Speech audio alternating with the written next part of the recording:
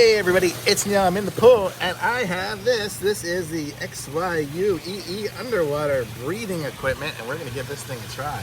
Let's open this up and see what's inside. Okay, here we go. Trying to do this one-handed. Not so easy. Okay, we have a pump. Air pump. We have, I guess this is going to be a bladder for it. Here's a big tube, which is going to go to the snorkel that you'll have underwater. So it's going to be all this big long pipe, and then going up to the bladder and breathing apparatus. Okay, we've got it put together. I'll show you in a minute. This is the bladder. It's got a little bit of a hole in it, so I have to patch that up. But the way it works is, oh, it's floating away.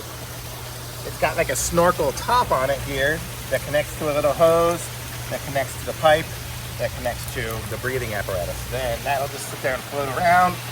I will wear this in my mouth and breathe like I would through a snorkel, and that thing can float around and I can just stay underwater. So I'm going underwater.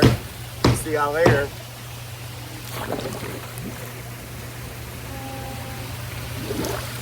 So that's how it'll work.